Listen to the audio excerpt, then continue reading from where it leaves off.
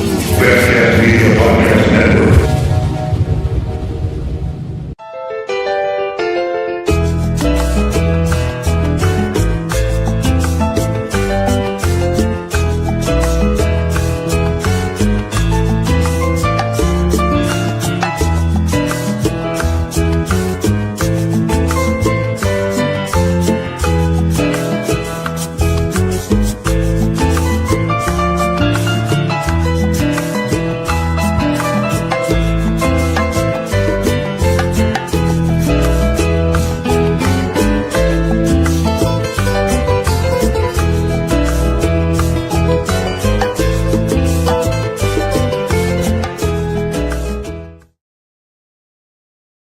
¿Cómo estamos, mi gente? Welcome to the first edition of Lucha con Macho. And this is Lucha Talk here. Guys, I'm so excited because we got a facelift here. That's right.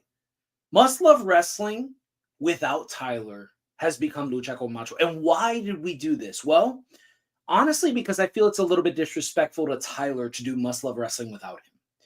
You see, we created that show together. We made it so far together, and as long as Tyler is here, we will do Must Love Wrestling. But when he's not here, when I'm solo, well, we're just having a conversation, you and I. So this is my show to you, Lucha con Macho. And guys, I am super excited because we have grown to over 900 followers, and I could not be more appreciative.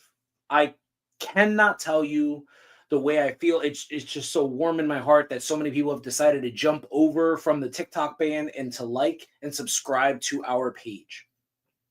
But enough of that mushy stuff. Let's jump into Lucha Talk. Guys, do you not find it funny that certain people like Wade Keller get paid for information and yet people will tell him that he's still lying? Like the whole Britt Baker situation.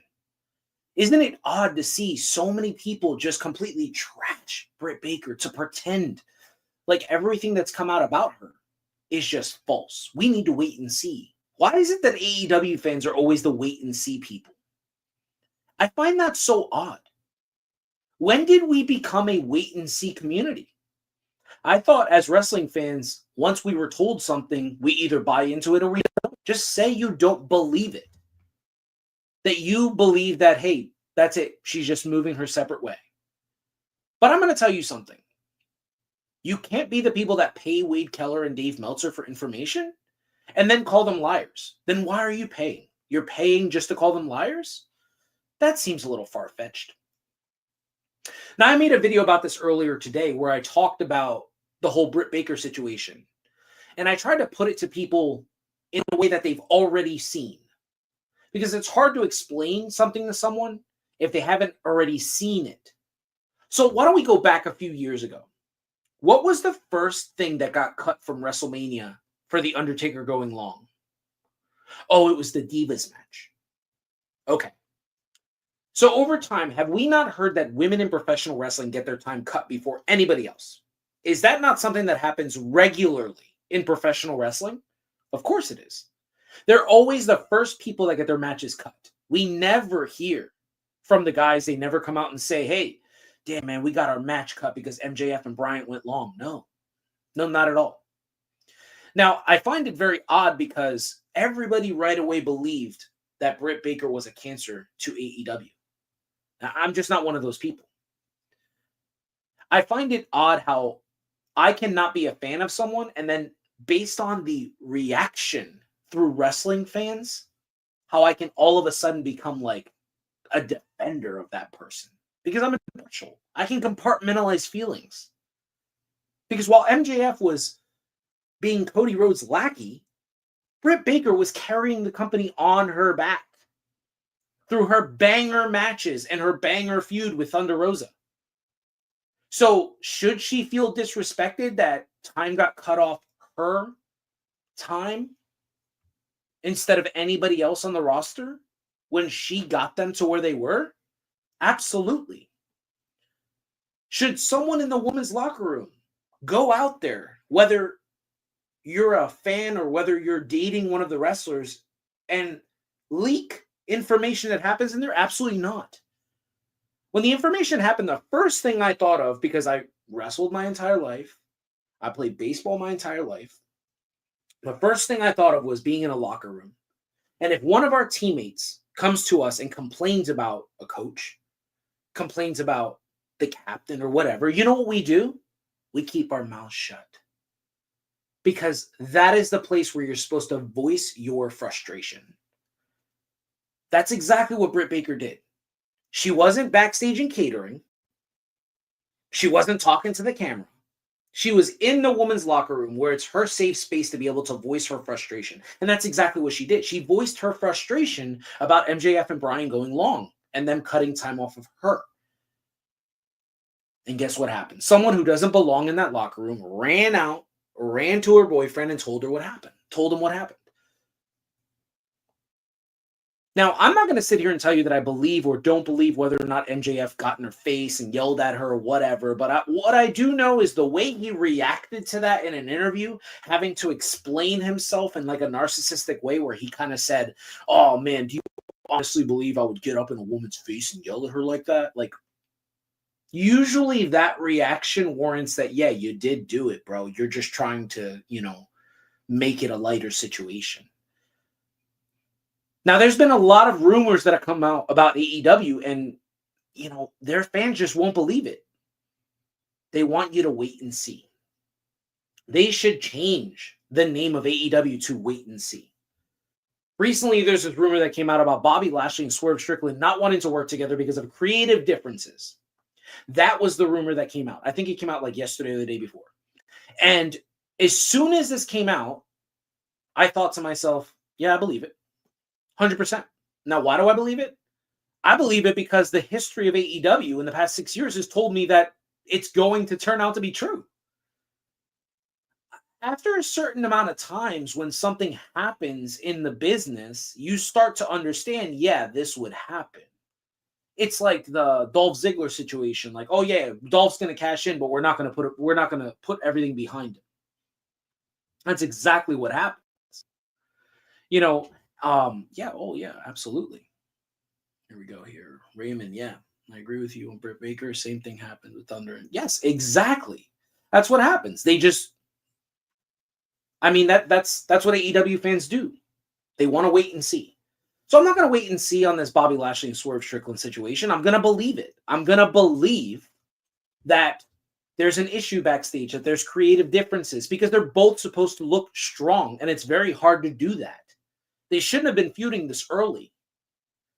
That's kind of what I saw right off the bat. I was like, this makes zero sense. I would not have them feuding. Swerve just came out of a massive program with Bryan Danielson and Hangman Adam Page, and you have him come in and you have him work Bobby Lashley right away? For what? He lost both of those matches. Now he's going to lose to Bobby? He's not Seth Rollins. He can't lose 13 straight pay-per-views. Can't lose for 13 months and then still be the world heavyweight champion. Not the way that fan base looks at things. He needs to win, because wins and losses in AEW matter because they have the ranking system. So yeah, if there's creative differences, I believe it. It's not like the rumor is so far gone, like, oh my God, they hate each other. The rumor is they have creative differences. That's it. And AEW fans will tell you, oh, no. You're trying to say that they don't like each other. That's ridiculous. That's not even what the rumor states. It's weird. The Rey Fenix stuff, AEW's in the right. They absolutely can put on the injury time. It's within their right. They're $1 million company. They need to be able to, keep things in-house. You see the way Penta's presented. You see the way Ethan Page is presented. You see the way Jade is presented. You see how Punk is getting over more now than ever. You see the way Cody Rhodes has become one of the top stars in the entire industry. You don't want to continue to groom these guys and then send them to WWE so they can be like super successful. That's a ridiculous thing to do. So yeah, tack on that injury time.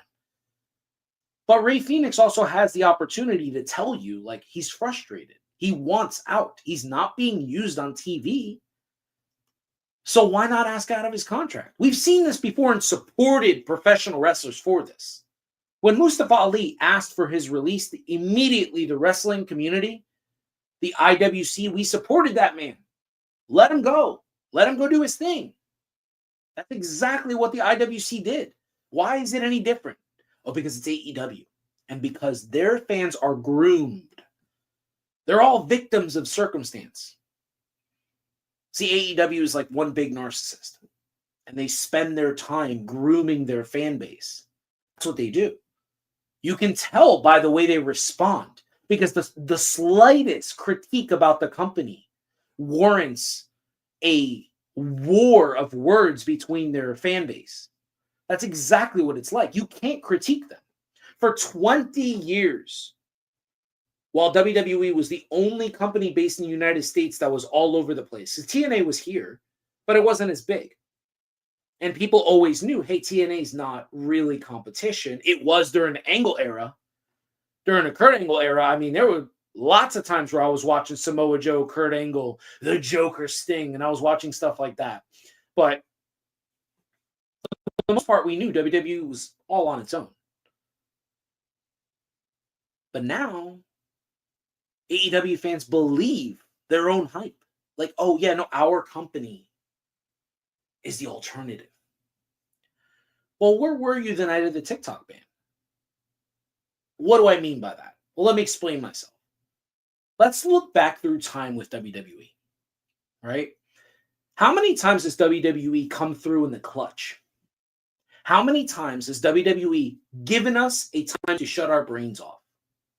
Why are people such stout defenders of WWE? Because they've done that stuff. Now, I'm not going to name the tragedies, but there have been tragedies in professional wrestling in the real world. And every time WWE television comes on, they know what to do to get our hearts in the right place, to get our minds off of the real world. They give us that. You can look through time. There are actual Watch Mojo lists about WWE taking care of their fans during tragic events, during monumental events. There was 170 million people that were out of a job for 24 hours or for 12 hours. And we knew it was happening on TikTok. That's how many people are employed on that app. And AEW, the night of the TikTok ban, had a show. They could have rewritten the show and got you invested. The way WWE has done in the past, they could have taken advantage and been like, yo, we don't know if this ban is going to go through, but just in case it does, why don't we shoot this layup? That's right. That's what you call it. It's a layup. They had such an ability to garner so much support in one night, and they chose not to. That's right. I can't even name you like the finish of Adam Page and Christopher Daniels. And I love Hangman Adam Page.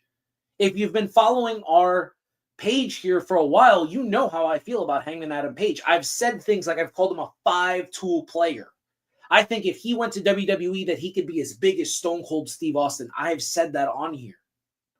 I am a fan. I believe the cowboy shit gimmick should still be around. Now more than ever. With Yellowstone just finishing, you capitalize off that. Hangman Adam Page could be the biggest thing in all of it. He could be bigger than Roman Reigns. I believe that in my soul. But they just don't capitalize off stuff. Britt Baker, Thunder Rosa, they didn't capitalize off it. No, absolutely not. Timeless Tony Storm, they didn't capitalize off it. They could have put all their weight behind Mariah May. They could have had her go out there. They could have had her jump into a feud with Mercedes Moné. Pero no, coño. Why would we do that? We don't want to do that. You know why? It's something I've noticed very, very frequently in this company because every single person on this roster is treated like a top star. That's right. There is no mid-card. There is no enhancement talent. Everyone is treated like they can be the top star. Like every single person is treated like they could be the main event. Because there are people literally in the main event that shouldn't be there.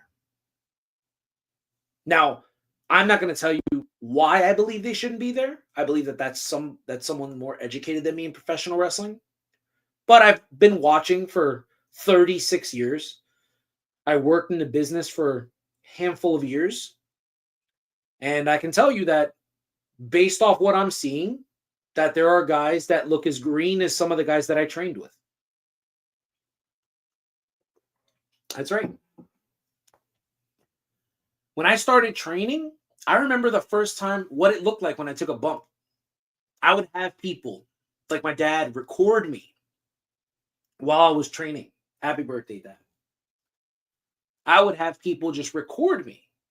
Like my dad would just be there, just like filming me. And then I would watch myself take a bump, watch myself take an arm drag, watch myself take a drop kick, how I would give a vertical suplex. And I know when I started to make progress in the ring. I know what it looks like when someone makes progress. Some of the guys that are wrestling, they're still working the indie style and they don't know how to work the television style. They call it WWE style. That's what they call it because they want to get in your brain so you automatically hate that style. It's actually called television style. And the reason I know that they know this term in AEW and the fan base knows this because that's the excuse given to Will Ospreay. We need to give him some latitude because he hasn't worked television a lot. That is what is mentioned all the time. So you do know the term. Stop calling it the WWE style. There's a specific way you need to work for television. Let's see here. What do you got here, Raymond? Picture. Absolutely. You're 100% right. And it's because they did that with the rankings. They made the rankings such a big deal that just a couple wins gets you a world title match because they want it to be different. And you can be different. There are ways to do it. I'm not going to give out information for free, but there are definitely ways to do it. There are a lot of wrestling fans that have the answer, that have actually made TikTok videos, made YouTube videos that are like, oh, this is how I would fix AEW. And a lot of these ideas throughout all of the wrestling community, all through IWC, a lot of them are great. They're better than what we're watching on TV. But you know what? I mean, this is what you pay for. This is what you watch. They're wondering why they're not as successful. Yeah, I mean, HBO Max gave them a lot of money, and that's the first thing they say. Well, they wouldn't have signed a $180 million contract with HBO. Okay. Let me remind you that they gave Batgirl $200 million. They filmed the entire movie. We're talking about the same company that pays AEW. Then they scrapped the whole movie for tax purposes.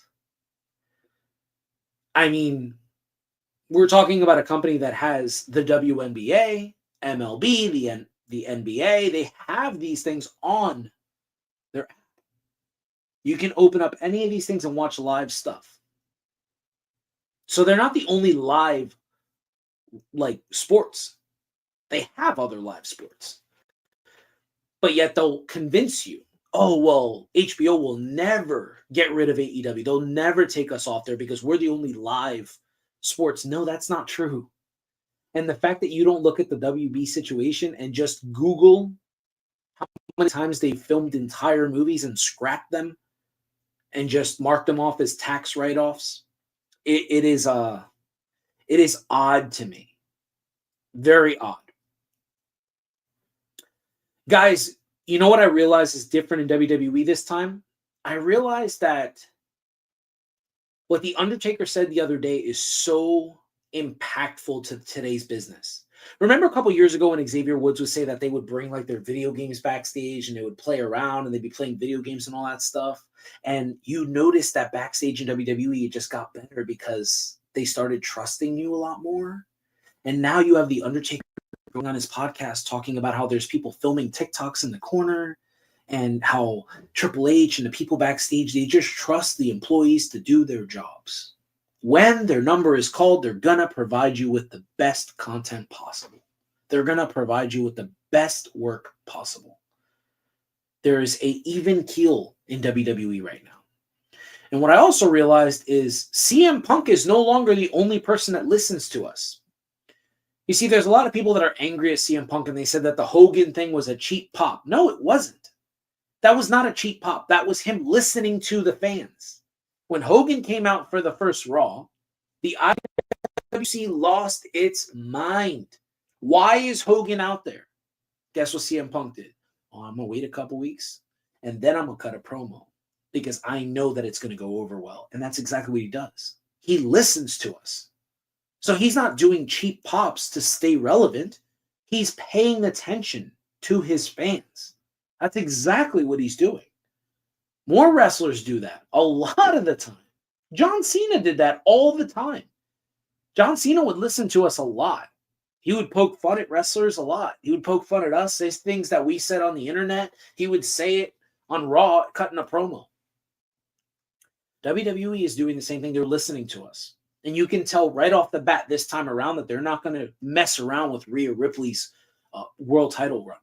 They're not doing that. Because when she won the world title from Charlotte Flair, it took her till SummerSlam to actually jump into a program. That's right. She defended the title right away at Backlash against Zelina. After that, she didn't work again until SummerSlam. That's right. We're talking like, that's months of her not even working as a champ. She won the title on the inaugural Netflix Saturday night's main event. In just a couple of days, she's defending the title already. Rhea Ripley, they're not messing around with her this time. They want her, they want to capitalize off what she is, which is the face of the women's division. She's the top star in that division. And there are people that are angry, that are like, well, why are we wrestling Nia Jax again? That's unfair. They're ruining the Nia Jax and Tiffany Stratton story. No, they're not. It's a one-off. It's Saturday night's main event. After Nia loses, she's going back to SmackDown and she'll finish her feud with Tiffany Stratton. Be patient. Just be patient. I find it so odd that people will say they love women's wrestling, but they want to treat the women in WWE like AEW treats the entire roster. Like every single woman on the roster is a top star. And that is just not true. Yes, absolutely. Love that. This is a great, Meals and Wheels. Thank you so much for watching. I appreciate you. This is a great point right here. Wrestlers like Gunther are paying attention to the IWC too in relation to the J program. I love it. I think that's perfect. That's exactly what you do to be successful. WWE is doing it by presenting the right people, by changing our perception of Rhea Ripley and how she works with professional wrestlers. Because we already know nobody sells like Rhea Ripley. So once you get her in the squared circle to actually move, she's one of the best to do it. One of the best to ever do it. The problem is they weren't giving her any matches because she was a heel. And it's just natural heat by not having the heel defend the championship. Well, she can't do that now as a babyface. If you're going to be a babyface, you're going to be challenged a lot. And I love the fact that Gunther and Jey Uso are doing the same thing. You see, their first feud that they had, Gunther and Jey Uso, I didn't really buy it. I felt like Jey and Gunther, that was a filler. That's all I felt because I knew that he wasn't going to beat Gunther for the IC title. But this time it feels personal. This time it feels like Jey Uso and Gunther are actually out to embarrass the other one. Even Gunther's promo, as he walks through the back, I don't know if you guys saw it, but they released it on their YouTube page there, where Gunther's like, yeah, I'm going to embarrass you. That's exactly, he got everything he wanted. He wanted Jey to get worked up. I love that. Let's utilize that, guys. Let's get, let's use every discourse the IWC gives you, because that's honestly how you keep people invested. It's a smart thing to do. I also think, and obviously you can come back to this, when I do my next show, and you can tell me I'm wrong. I don't think people are going to get what they want out of Sami Zayn. I don't think he's going to go on this monumental babyface run. I think he's going to turn on Cody. I think that we are going to get Cody versus Cena without the title at Mania, and I think we're going to get Sami versus Kevin for the WWE Championship. I think that was a tease. We've never wrestled each other for this title in the main event of WrestleMania. Now, I don't think they'll be main event whether the title's on them or not, because I think that, Punk, Roman, Cody, Rocky, Cena, those guys will be the main event. But I do believe that they can open night 2. just like Seth and Drew did. I believe that can happen. And I think that would be great. Because can you imagine, as an IWC, how invested we would be if Kevin Owens wins the WWE Championship because of Sami Zayn, and then they wind up facing each other at WrestleMania for that title? Think about the video packages. Think about the investment going back from Generico to Steen all the way through WrestleMania, winning the tag titles together, working each other together. They've worked each other at WrestleMania before. And now, oh man, just what a monumental like story that would be for pro wrestling.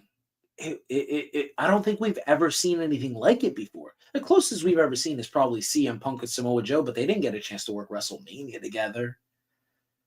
Let's see, what do you got here? Was a step away from being messy. Oh yeah. Yeah. That would be that would be something. That would absolutely be something. No, I don't believe that they can use Ring of Honor stuff, but Steen or Owens has mentioned GCW a lot. He's like, he's mentioned other promotions that he's worked like with the Briscoes and stuff. So I believe that would definitely add to it. I would definitely add to their story. Let's see here. What else you got? The moveset thing. I love it. I love how the fact that Hangman Adam Page said that about Logan Paul has turned into an actual thing. Now people are talking about movesets all the time. I think that's brilliant. I think it's brilliant. I love that. Well, yeah, guys, thank you so much. This has been a short video. Just wanted to get my Lucha Talk of Wrestling out there and just have everybody invested in the show. Thank you so much. You can see everything at the bottom of the ticker. Like, subscribe, follow. Those are all my socials. You can follow me on them. I try to make sure that everything is Lucha con Macho. And then, obviously my TikTok page is, I can't really change that name. I've garnered a pretty large following there, so I can't really just change it. But thank you so much, guys. I look forward to this. I'm looking to give you about 4 shows a week here, 4 short format shows. I'm going to do a after Saturday night's main event review. And also the Royal Rumble show, I have a couple surprises for you, maybe some special guests from other wrestling podcasts. I look forward to all of our time together, guys. I look forward to this in the future. Thank you so much for getting us over 900 subscribers. It means the world to me. And as the great twins from Raiders of the Lost podcast say all the time, sharing this podcast and word of mouth is the best way to get it out there. And those guys have provided me with so much information just by listening to their podcast. So please go listen to them too if you like, movie stuff. They're awesome. Once again, guys, until next time, que tenga buen día.